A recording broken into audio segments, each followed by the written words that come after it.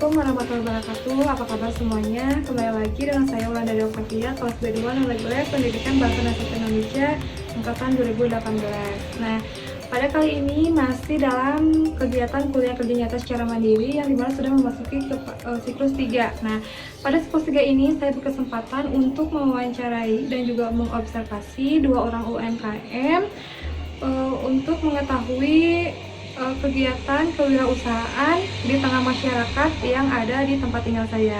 Nah, narasumber yang pertama yang akan saya wawancarai yaitu yang bernama Ibu Cica. Beliau sebagai penjual makanan dengan berbagai macam jenis makanan yang beliau jual di di dapur Mama. Nah, dapur Mama ini tempatnya ada di Kampung Manoko, Desa Cikahuripan, Lembang. Nah, langsung saja yuk kita ke video berikutnya untuk mengetahui bagaimana kegiatan saya mewawancarai Ibu Cica.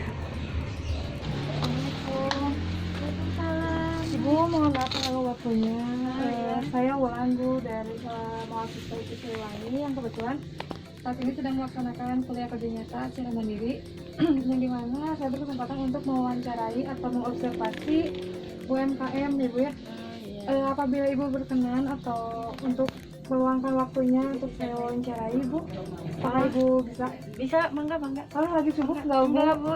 Aduh, Lagi sepi. Jadi gini, Bu ya, sekarang ini saya sedang melaksanakan kuliah kerja nyata secara mandiri di mana saya berkesempatan untuk mengobservasi dan mewawancarai UMKM, gitu ya. Dan saya ucapkan terima kasih kepada Ibu sudah berkenan dan mengizinkan saya untuk mewawancarai Ibu gitu. Mungkin ada beberapa pertanyaan, Bu, yang akan saya sampaikan kepada Ibu. Yang pertama, boleh Bu perkenalkan terlebih dahulu nama Ibu siapa? Nama saya Ibu Ani Kusmiati. Ibu Ani. Lalu nama warungnya, Bu? Warung Seblak Ibu Ani. Warung Seblak Ibu Ani. Sejak kapan berdiri usaha ini? Lebih 5 tahun ya. 5 tahun, Bu. Lalu pertanyaan yang akan saya ajukan, apa yang menginspirasi Ibu untuk mendirikan warung seblak ini? Pertamanya itu dari bosan gitu ya di rumah terus, dan kesini tuh emang pengen jualan apa gitu. Jadi kecil-kecilan supaya enggak jenuh gitu. Iya. Sudah berapa lama, Bu, mendirikan usaha ini? Udah kata. Ketika usaha Ibu ini pertama didirikan, bagaimana upaya Ibu untuk memperkenalkan produk yang Ibu jual kepada masyarakat? Mungkin dari mulut ke mulut ya, kebanyakan gitu. Dari mulut ke mulut ya, Bu. Lalu peralatan apa saja yang Ibu gunakan untuk membuat usaha ini, usaha seblak gitu? Peralatan alat masak aja. Bagaimana Ibu cara mengembangkan usaha ini? Bagaimana? Lebih memperluas dagangan. Maksudnya memperluas itu memperbanyak gitu. Memperbanyak variasinya mungkin ya, Bu ya. Mungkin apa saja, Bu, yang Ibu jual di warung seblak ini? Mungkin yang pertama itu seblak ya. Iya, yang utamanya ya, Bu. Ya, yang utama. Dan yang lain-lainnya ada cireng, basreng, yang gitu ya. Makanan ringan gitu. Bagaimana cara Ibu gitu ya agar usaha tetap bertahan di era yang sekarang ini banyak pesaing yang serupa ya, Bu ya, kayak seblak gitu ya. Bagaimana, Bu, cara Ibu? Lebih ke memperbanyak makanan ya, sama yang baru-baru, varian yang baru gitu. Varian seblaknya mungkin ya, Bu ya, yang banyak seblak. Karena sekarang ini seblak banyak macamnya ya, Bu ya. Sudah banyak macamnya. Dengan adanya kondisi pandemi seperti ini, Bu, apakah berpengaruh terhadap penjualan di warung seblak Ibu ini? Sangat berpengaruh sekali, Bu. Mungkin kalau boleh saya tahu, Ibu untuk omset per harinya itu berapa, Bu? Kalau sebelum pandemi itu 400-300 ya. Kalau sesudah pandemi paling 200, 2,5 seperti itu. Menurun ya, Bu ya? Iya.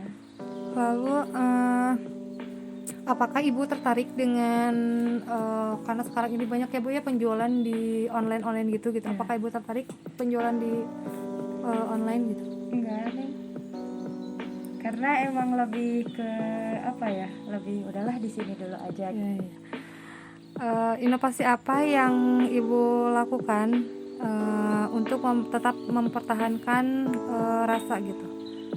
Mungkin dari racikan ya, soalnya kan seblak itu membuat sendiri racikannya seperti apa ya, mempertahankan racikan. Harus ada takarannya mungkin Ya, ya Bu ya, punya takaran sendiri. gitu. Lalu apakah ada kendala dalam penjualan atau dalam produksi di warung Ibu ini? Alhamdulillah. Tidak ada. Apakah Ibu pernah mengalami kegagalan? Pernah Neng. Pernah tiba-tiba yang sehari itu teh kan biasanya rame ya. Kalau sekarang tuh kalau dulu tuh menurun jadi cuma 2 orang kadang atau 3 orang gitu. Karena banyak pesaing juga. Iya. Apakah ada kendala yang Ibu temui dalam membuka usaha warung seblak ini? Kendala ada ya Neng. Soalnya banyak pesaing juga gitu. Kadang yang jajan ke warung Ibu tuh ada 2 orang, 3 orang. Seharinya itu Bu? Ya sehari. Lalu bagaimana Ibu cara mengatasi kendala tersebut gitu? Paling lebih apa ya, lebih mengunggulkan aneka ragam macam makanan, atau lebih sabar aja gitu ya, karena rezeki itu gak akan kemana lah. Iya ya Bu ya, betul. Ya. Sudah ada yang mengaturnya ya Bu ya. Iya.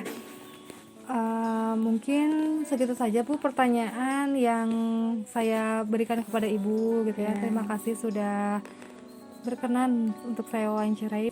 Mungkin Ibu ada rekomendasi atau saran sedikit tadi saja ya Bu ya. Mungkin Bu produk warung atau warung seblak Ibu gitu ya bisa lebih terkenal gitu atau lebih laku lagi dengan adanya Ibu menggunakan aplikasi online gitu Bu penjualannya gitu. Ya mungkin ya Bu ya, bismillah, insya Allah kalau ini semoga penjualan Ibu makin laris lagi gitu. Mungkin itu saja sih Bu saran saya kepada Ibu atau rekomendasi gitu. Lebih baik kayak Ibu mencoba dulu aja gitu ya, menjual di aplikasi online gitu kan, karena di sana itu banyak ya Bu ya yang berminat gitu ya di online itu. Apalagi pada pada zaman sekarang ini ya, banyak orang itu yang males gitu ya untuk datang ke warungnya gitu ya, lebih mengandalkan ojek online lah Bu ya. Ya mungkin itu ya Bu ya. Iya, mungkin nanti bakal dicoba ya. Iya ya Bu ya, siapa tahu aja gitu. Itu aja sih Bu gitu, saran dari saya. Terima kasih Ibu sudah meluangkan waktunya untuk saya. Semoga Ibu sehat selalu sama keluarga. Terima kasih Ibu. Assalamualaikum. Nah, narasumber yang kedua yang akan saya wawancarai yaitu Ibu Ani. Ibu Ani sebagai pedagang makanan, tapi makanan yang utama yang beliau jual yaitu makanan seblak. Nah, sehingga warungnya dinamakan Warung Seblak Bu Ani yang berlokasi di Kampung Cibodas, Desa Cikoripan, Kecamatan Lembang. Nah, kita lihat saja yuk langsung video berikut ini untuk mengetahui bagaimana kegiatan wawancara saya bersama Ibu Ani. Assalamualaikum Ibu. Mohon maaf Ibu mengganggu waktunya. Saya Wulan, mahasiswa IKIP Siliwangi, yang kebetulan saat ini sedang melaksanakan kegiatan kuliah kerja nyata secara mandiri Bu.